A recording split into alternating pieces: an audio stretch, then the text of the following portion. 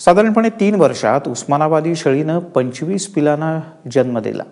आश्चर्य म्हणजे एका वेळेला तर शेळीनं चक्क 7 पिलांना जन्म दिला। त्यामुळे शेतकऱ्याच्या आर्थिक गाड्याला मोठा आधार मिळाला।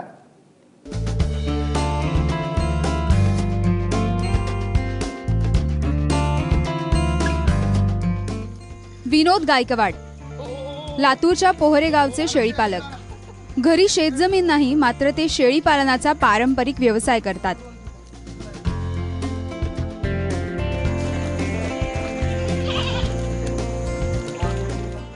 आज मितीला त्यांच्याकडे 15 शेळ्या आहेत। त्यातून वार्षिक उत्पन्न 80 ते 90 हजार रुपये मिळतं। त्यांच्याकडच्या एका उस्मानाबादी शेळीनं तब्बल 7 पिल्लांना जन्म दिलाय।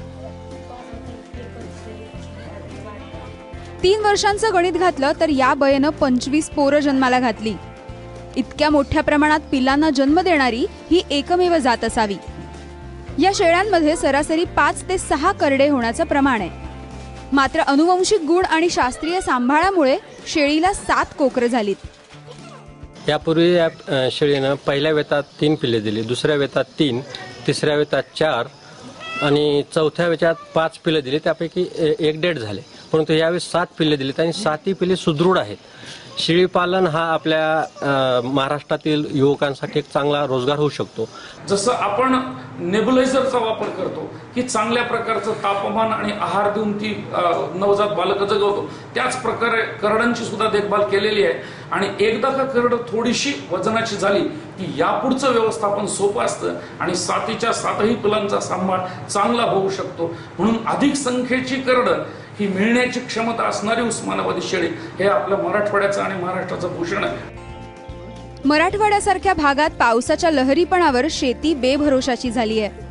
अशा वेळी उस्मानाबादी शेळी शेतकऱ्यांसाठी आधार बनू शकते।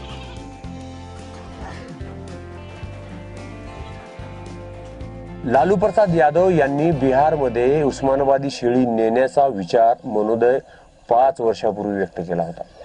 ते कार्यान्वित झालाय का नाही माहित नाही, मात्र यांची जी शेळी आहे तिनं 3 वर्षामध्ये जवळपास 25 पिल्लांना जन्म दिलेला आहे। आर्थिकरित्या ही अत्यंत फायदेशीर असलेली गोष्ट आहे।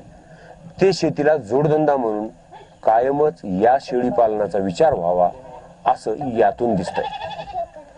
परभणी विशाल मानेसह निशांत बद्रेश्वर, एबीपी माझा, पोहरेगाव।